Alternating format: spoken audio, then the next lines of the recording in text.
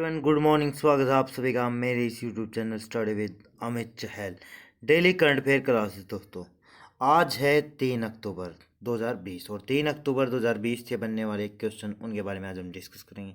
और last time दोस्तों क्या है, कुछ परेशानियाँ हो गई थी, ठीक है, कुछ मतलब प्रॉब्लम्स क्रिएट हो गई थी जिसके कारण मैं कल वीडियो नहीं बना पाया। तो आज हम क्या है, ज़्यादातर जो क्वेश्चन है कल के भी और आज के भी उनको कवर करने की कोशिश करेंगे, ठीक है ना। क्लियर है। तो कल किसी कारणवश जो भी प्रॉब्लम हुई थी, ठीक है ना, तो उसका कारण वीडियो नहीं पढ़ पाई, तो उसके लिए सॉरी भाई। आज हम वीडियो बनाएंगे, ठीक है ना, उसमें कल के भी और आज के भी क्वेश्चन डिस्कस करेंगे, ठीक है ना। और भाई करंट अफेयर क्लासेस दोस्तों किसी भी एग्ज़ाम के लिए मोस्ट इंपॉर्टेंट पार्ट है, चाहे आने वाला Delhi police, NTPC, railway group D या अदर कॉम्पिटिटिव एग्ज़ाम्स। और पीडीएफ जो है हमारे यूट्यूब चैनल के डिस्क्रिप्शन बॉक्स में आपको एक लिंक दिया जाएगा।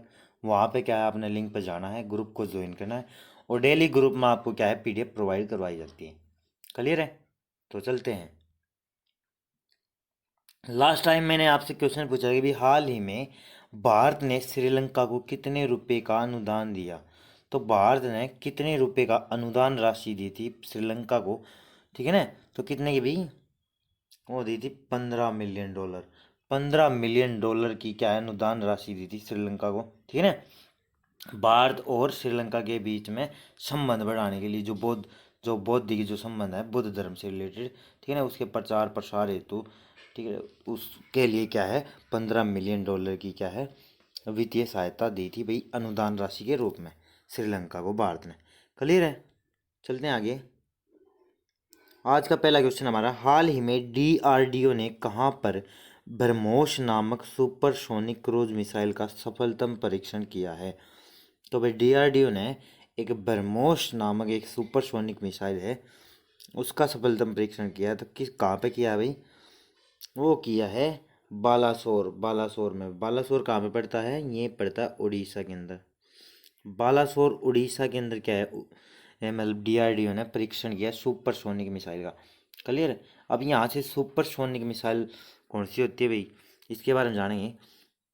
दरअसल भाई मैक जो ये मिसाइल्स हैं इनको क्या है मैक में मापा जाता है। इनकी जो स्पीड है, जो रेंज है, उनको किस में मापा जाता है, मैक में मापा जाता है भाई। अब ये मैक क्या है, ये दरअसल भाई 1 गुना 2 गुना हो जाता है, ठीक है, किसका भाई, स्पीड का। जो स्पीड की जो डिस्टेंस होती है ना, उसके जो वो मुकाबले क्या है, एज ए कंपेयर लिया गया है मैक। करिए ना, किसके मुकाबले भाई, जो वॉल्यूम की जो आवाज़, जो ध्वनि की जो साउंड होती है ना, ध्वनि की जो स्पीड होती है उससे कंपेयर करके मैक एक निकाला है कि भाई ध्वनि से कितनी तेज़ जो क्या है इसकी स्पीड है, तो उसके हिसाब से ये डिसाइड किया गया है। तो उसके हिसाब से डिसाइड किया गया है कभी 1200 किलोमीटर, यानी 1.2 मैक। इन्होंने बोलेंगे 1.2 मैक, और वैसे कितना गया 1200 किलोमीटर। जो भी मिसाइल 1200 किलोमीटर प्रति घंटे से ये मतलब की रेंज तक की है, तो उसको बोलेंगे नॉर्मली मिसाइल।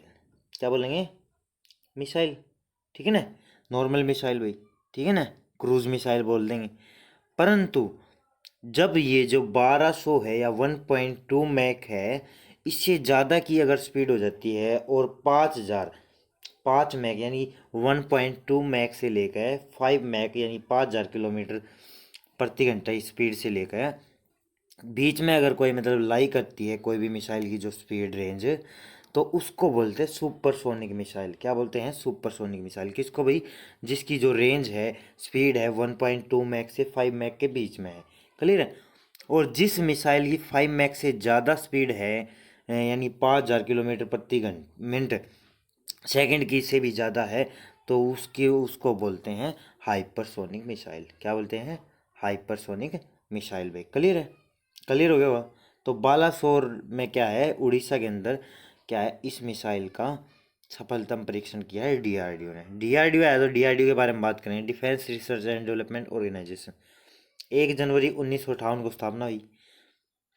दिल्ली में हेडक्वार्टर है भाई। G Satish Reddy current time में डीआरडीओ के हेड हैं। और 1 जनवरी को स्थापना हुई है, तो 1 जनवरी को क्या मनाया जाता है, डीआरडीओ डे भी मनाया जाता है। क्लियर है भाई। अब बात करें जो ये मिसाइल है, जो ये सुपरसोनिक मिसाइल है, इसकी रेंज मैंने बताया ना 1.2 मैक से लेकर अगर 5 मैक के बीच में अगर ना मतलब उसकी रेंज स्पीड है किसी मिसाइल की, तो उसको बोला जाता है सुपरसोनिक मिसाइल। तो 2.8 मैक क्या इसकी स्पीड है भाई। और बीते दिनों अगर बात करें डीआरडीओ ने क्या है अभ्यास ड्रोन और पृथ्वी 2 नामक मिसाइल का भी क्या किया था, सफलतम परीक्षण किया था उड़ीसा से ही, ठीक है ना, याद रखना भाई। उसके बाद बात करेंगे हाल ही में भारत के किस रेलवे जोन के द्वारा ऑपरेशन मेरी सहेली नामक अभियान शुरू किया गया। तो ऑपरेशन मेरी सहेली अभियान शुरू किया है तो किस रेलवे जोन के द्वारा, वो भाई दक्षिण पूर्वी रेलवे जोन।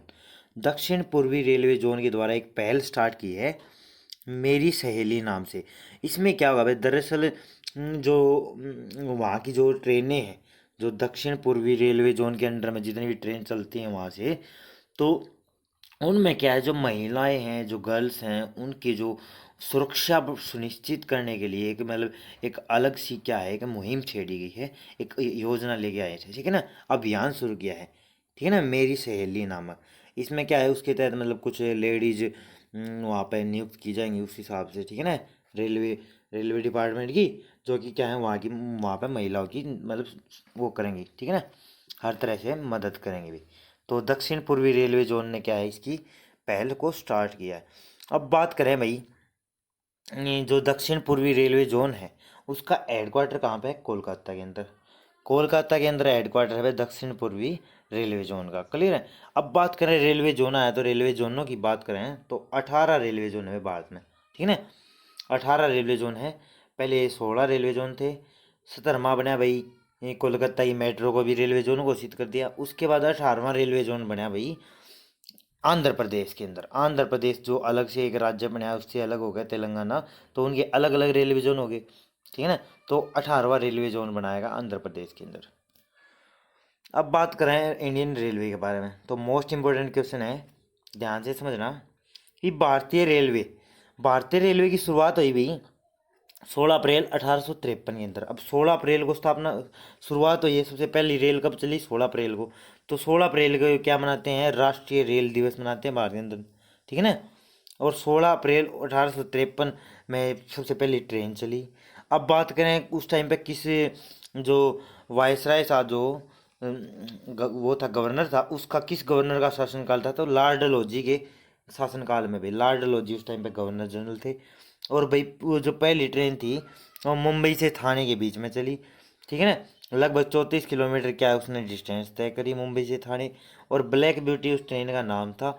और उस ट्रेन में भाई ये मतलब 3 इंजन लगे हुए थे, ठीक है ना, उस ट्रेन को मतलब खींचने के लिए 3 इंजन लगे थे जिनका नाम था साहिब, सिंध और सुल्तान। साहिब, सिंध और सुल्तान, ये तीन क्या थे भाई इंजन थे ब्लैक ब्यूटी ट्रेन में, जो कि भारत की पहली ट्रेन थी 16 अप्रैल 1853 को चलने वाली, क्लियर है। उसके बाद भाई भारतीय जो रेलवे एक्ट है वो कब पारित किया, मतलब इसमें कुछ संशोधन किए गए, तो वो 1890 में पहला भारत का रेलवे एक्ट आया भाई, ठीक है ना। और भारतीय रेलवे बोर्ड की स्थापना की, रेलवे रिक्रूटमेंट बोर्ड यानी आरआरबी, उसकी स्थापना 1905 में हुई भी। और पीयूष गोयल जी वर्तमान में रेल मंत्री हैं भाई। और वर्तमान में बात करें रेलवे रिक्रूटमेंट बोर्ड यानी आरआरबी, उसके हेड कौन है, विनोद कुमार यादव, जिनका हाल ही में कार्यकाल भी समाप्त हो गया था और उसका उनके कार्यकाल को बढ़ा दिया गया था, क्लियर भाई, याद रखना ये सभी पॉइंट मोस्ट इंपोर्टेंट है। उसके बाद बात करें हाल ही में किस शहर को यूनेस्को स्मार्ट सिटी पुरस्कार दिया गया। तो भाई यूनेस्को स्मार्ट सिटी पुरस्कार दिया गया तो किस शहर को दिया गया है, वो दिया गया है वीना। वीना ऑस्ट्रिया की कैपिटल है भाई वीना, ठीक है, इसको दिया गया है यूनेस्को स्मार्ट सिटी अवार्ड। दरअसल भाई यूनेस्को के द्वारा टॉप 10 कंट्री को क्या अवार्ड दिया गया है, तो टॉप 10 में सबसे फर्स्ट पे कौन सी आई, वीना का जो शहर है वो आया है, ठीक है ना, शहर में दिया है भाई। शहरों की लिस्ट थी टॉप 10 जो सिटी थे उनको सेलेक्ट किया पूरे वर्ल्ड में, जिसमें से वीना टॉप पर है, क्लियर है। अब यूनेस्को आया तो यूनेस्को के बारे में बात करेंगे तो United Nations educational scientific and cultural organisation. ध्यान से सुनना full form, United Nations educational scientific and cultural organisation. 4 नवंबर 1946 को स्थापना हुई। पेरिस फ्रांस की राजधानी है, वहाँ पे हेडक्वार्टर है। ऑड्रे एजोले क्या है करंट टाइम में हेड है भाई यूनेस्को के, क्लियर है। उसके बाद बात करें विश्व अहिंसा दिवस कब मनाया जाता है। तो भाई विश्व अहिंसा दिवस कब मनाया जाता है, 2 अक्टूबर को। 2 अक्टूबर को पूरे वर्ल्ड लेवल पे क्या है, विश्व अहिंसा दिवस यानी नॉट वायलेंस डे मनाया जाता है, non violence day world level पे। क्लियर है।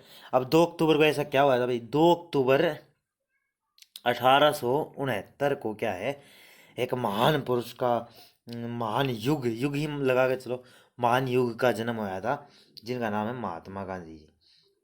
2 अक्टूबर के दिन ही क्या है, महात्मा गांधी जी का क्या आया था भाई, जन्म हुआ था। और उन्हीं के जन्म को के मतलब क्या है, मतलब वो बनाने के लिए, फेमस बनाने के लिए, उनके नाम को प्रसिद्ध बनाने के लिए, क्योंकि ये बहुत बड़े क्रांतिकारी हुए पूरे वर्ल्ड लेवल पे, इन्होंने कुछ है मतलब कुछ अपनी जो अहिंसा परमो धर्म नामक एक अभियान छेड़ा था, तो उसके तहत एक पहचान बनाई पूरे वर्ल्ड लेवल पे, जो कि आज भी फेमस है। ठीक है ना। तो 2 अक्टूबर को ये मनाया जाना स्टार्ट हुआ है भाई 2007 से। 2007 में यूएनओ ने क्या है अनाउंसमेंट किया है कि गांधी जी के सम्मान में क्या है पूरे वर्ल्ड में क्या मनाया जाएगा, विश्व अहिंसा दिवस मनाया जाएगा 2 अक्टूबर को। क्लियर है। ठीक है भाई। और गांधी जी क्या है, बहुत बड़े क्रांतिकारी थे, जिन्होंने भारत की आज़ादी में, भारत को स्वतंत्रता प्राप्त करवाने में क्या है एक अहम रोल। ठीक है। भगत सिंह का एक अपने आप में अलग रोल था। ठीक है ना। और गांधी जी का क्या है एक अलग रोल था। ठीक है ना। तो कोई भी मतलब ऐसा डिस्प्यूट नहीं खड़ा करना कि भाई गांधी जी ने ये करा, भगत सिंह ने ये करा। उन्होंने अपनी अपनी जगह सब कुछ ठीक किया था। ठीक है ना। क्लियर भाई। 2 अक्टूबर को क्या है महात्मा गांधी जी की जयंती है होती है। और भाई 2 अक्टूबर को क्या है भारत में क्या मनाया जाता है, मतलब जो स्वच्छता दिवस मनाया जाता है। ठीक है ना। राष्ट्रीय स्वच्छता दिवस मनाया जाता है, जिसके तहत पूरे मतलब आसपास सभी जगह क्या है सफाई अभियान छेड़ा जाता है। और 2 अक्टूबर को ये हमारे दूसरे जो प्रधानमंत्री रहे, ठीक है ना, उनका भी क्या है जन्म है। दूसरे प्रधानमंत्री कौन थे उसके बारे में आपने भाई कमेंट सेक्शन में बताना है। कल मैं आपको पूरी डिटेल में बताऊंगा इनके बारे में थोड़ा। ठीक है ना। तो कमेंट सेक्शन में बताना दूसरे प्रधानमंत्री हमारे कौन थे। उसके बाद बात करेंगे हाल ही में एसबीआई के नए सीएफओ को नियुक्त किए गए। तो स्टेट बैंक ऑफ इंडिया ने अपना सीएफओ नियुक्त किया है, यानी कि चीफ फाइनेंशियल ऑफिसर, वो नियुक्त किया है। किसे नियुक्त किया है, वो नियुक्त किया है सुरेंद्र सिंह अत्रा। सुरेंद्र सिंह अत्रा जी को क्या है एसबीआई ने अपना सीएफओ नियुक्त किया है। सीएफओ क्या होता है, चीफ फाइनेंशियल ऑफिसर। क्लियर है। मुख्य वित्तीय जो ऑफिसर होता है, ठीक है, तो वो नियुक्त किया है सुरेंद्र सिंह अत्रा को एसबीआई बैंक ने। अब एसबीआई बैंक आया था, एसबीआई बैंक के बारे में बात करेंगे। 3 बैंक थे भाई, bank of bank of Bombay, bank of Madras, bank of Calcutta. इन तीनों बैंकों को मर्ज करके 1921 में एक बैंक बनाया, इंपीरियल बैंक। क्या बनाया, इंपीरियल बैंक बना दिया तीनों बैंकों को मर्ज करके, bank of Bombay, bank of Madras, bank of Calcutta. Clear. उसके बाद 1921 में इसको इंपीरियल बैंक बना दिया, और इसी इंपीरियल बैंक का ही नाम बदला गया था 1 जुलाई 1955 के अंदर। 1 जुलाई 1955 के अंदर ही इंपीरियल बैंक का नाम बदल गया, किसानों व गांव लेवल तक पहुंच बढ़ाने के लिए इसका नाम कर दिया SBI, state bank of India, जो कि भारत का सबसे बड़ा सहकारी बैंक है, पब्लिक सेक्टर का बैंक है भाई। ठीक है ना, एसबीआई बैंक। और इसके बारे में बात करें तो एसबीआई बैंक तो के बारे में हिस्ट्री तो हमने जान ली। इसका जो मुख्यालय है वो है मुंबई के अंदर। और करंट टाइम में रजनीश कुमार जी हेड हैं। और थर्ड ऑप्शन में आपको दिख रहा है अरुंधति भट्टाचार्य, ये इसकी पहली क्या थी, चेयरपर्सन थी भाई। ठीक है ना, क्या थी, चेयरपर्सन थी, पहली जो हेड थी एसबीआई बैंक की अरुंधति भट्टाचार्य, याद रखना है। उसके बाद बात करेंगे हाल ही में भारत के किस राज्य में 1 करोड़ से भी ज़्यादा कोविड-19 टेस्टिंग की जा चुकी है। तब ये भी अपने आप में एक रिकॉर्ड है। अब भाई 1 करोड़ से भी ज़्यादा क्या है यहाँ पे कोविड टेस्टिंग की जा चुकी है, तो किस राज्य में की जा चुकी है, भारत के उत्तर प्रदेश में भाई। उत्तर प्रदेश राज्य के अंदर क्या है कोविड टेस्टिंग की जा चुकी है 1 करोड़ से ज़्यादा की, जो कि भारत में सबसे पहले हुई है। ठीक है ना, भारत का पहला राज्य बना है 1 करोड़ टेस्टिंग करने वाला। क्लियर है। करीब 1-1.5 लाख के करीब क्या है डेली क्या है टेस्टिंग कर रहे हैं उत्तर प्रदेश के अंदर यहाँ पे। ठीक है ना। और उत्तर प्रदेश को ही लेकर एक बहुत बड़ा इशू हो रहा है हाथरस कांड जो है, ठीक है ना, फिलहाल में जो करंट टाइम में। तो भाई उत्तर प्रदेश आया, तो उत्तर प्रदेश की कैपिटल है लखनऊ, नवाबों का शहर, गोमती नदी के किनारे बसा है। आदित्य योगीनाथ जी चीफ मिनिस्टर हैं, आनंदीबेन पटेल जी करंट टाइम में गवर्नर हैं। क्लियर है। और भाई उत्तर प्रदेश क्या है, सबसे ज़्यादा राज्यों के साथ सीमा लगाता है, 8 राज्यों के साथ, ठीक है ना। 8 राज्यों और केंद्र शासित प्रदेशों के साथ क्या है, सीमा लगती है, जो कि सबसे ज़्यादा है। और उत्तर प्रदेश में क्या है, भारत में सबसे ज़्यादा जनसंख्या वाला राज्य भी कौन सा है, उत्तर प्रदेश है, याद रखना। उसके बाद बात करेंगे, हाल ही में हरियाणा राज्य ने किसे अपना नया मुख्य सचिव बनाया। तो हरियाणा राज्य ने अपना नया मुख्य सचिव बनाया है, तो किसे बनाया है भाई, वो बनाया है विजयवर्धन को भाई। विजयवर्धन को हरियाणा सरकार ने अपना नया क्या है, एक मुख्य सचिव नियुक्त किया है हरियाणा सरकार ने। क्लियर है। अब हरियाणा है तो हरियाणा के बारे में बात करें, 1 नवंबर 1966 को क्या है, अलग हुआ था पंजाब से। 17वां अमेंडमेंट था, 17वां संशोधन था संविधान में, 17वां ये राज्य बना था भारत का, ठीक है ना, हरियाणा 1966 के अंदर। और जब ये हरियाणा पंजाब अलग हुए तो उस टाइम पे जो चंडीगढ़ का जो एरिया था उसको क्या है, केंद्र शासित प्रदेश बना दिएगा। और चंडीगढ़ को क्या है, ना तो पंजाब में मिलाएगा ना तो हरियाणा में मिलाएगा, उसको क्या है कि मतलब केंद्र शासित प्रदेश बनाकर, और इन दोनों ही की क्या है, राजधानी बना दिया चंडीगढ़ को, पंजाब की भी और हरियाणा की भी। और भाई बात करें हरियाणा पंजाब का जो हाई कोर्ट है वो भी कहाँ पे है, चंडीगढ़ में, जिसके चीफ जस्टिस कौन है, जो आपके डी ऑप्शन में दिखाई दे रहे हैं, रविशंकर झा जी।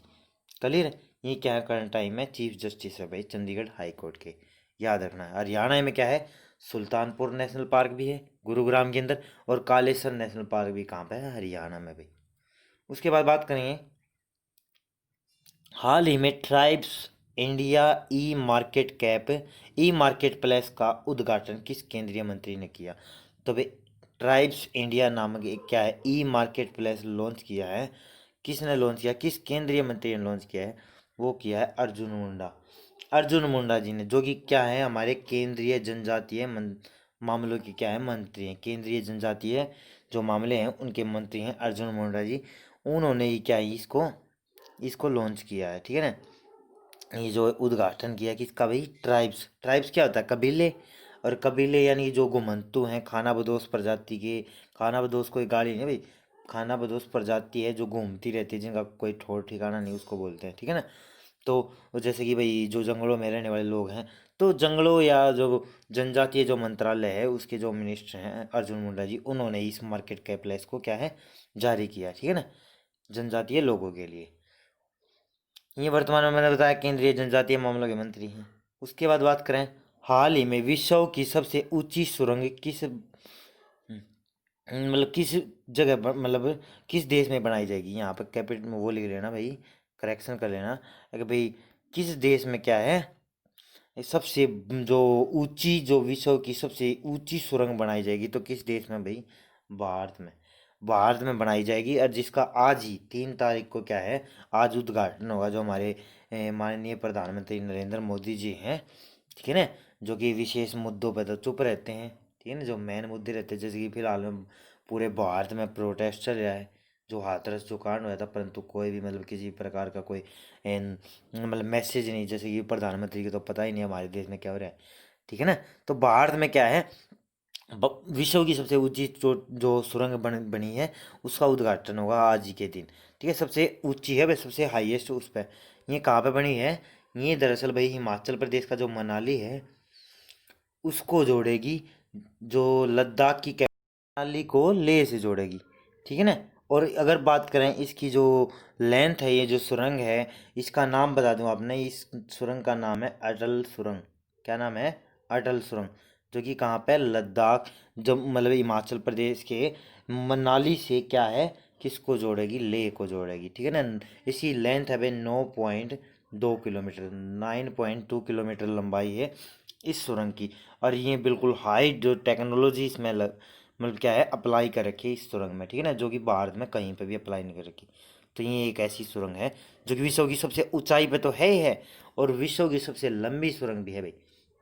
9.2 किलोमीटर की सबसे लंबी सुरंग भी कौन सी है, भारत के अंदर, जो अटल सुरंग है।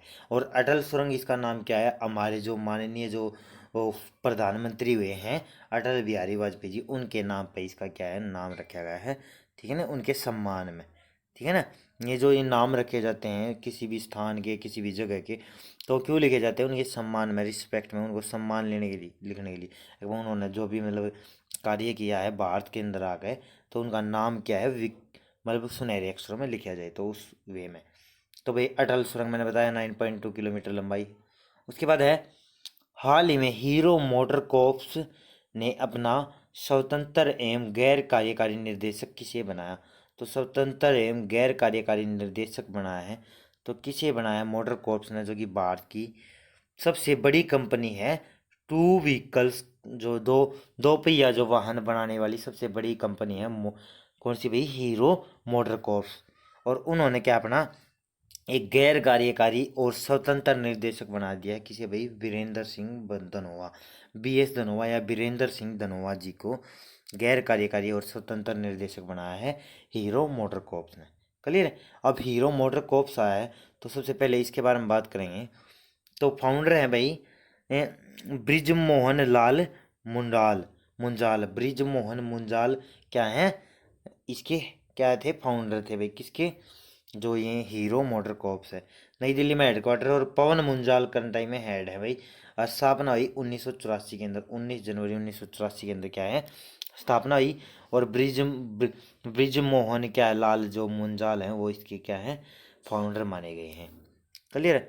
अब देखते हैं, अब जो और ऑप्शन दिखाई दे रहे हैं आपको, वीरेंद्र सिंह धनोआ की जगह और जो 3 ऑप्शन है, RKS भदौरिया, एडमिरल करमबीर सिंह और मनोज मुकुंद नरवाणे। दरअसल भाई RKS भदौरिया तो कौन है? भारतीय जो एयरफोर्स है, वायुसेना, उसके चीफ है। और एडमिरल करमबीर सिंह कौन है? जो इंडियन नेवी है, भारतीय नौसेना, उसके चीफ हैं भाई एडमिरल करमबीर सिंह। और मनोज मुकुंद नरवाणे कौन है भाई? भारतीय जो आर्मी है, इंडियन आर्मी, भारतीय थल सेना के चीफ हैं। ठीक है ना। और ये वीरेंद्र सिंह धनोआ कौन है? ये RKS भदौरिया से पहले क्या थे?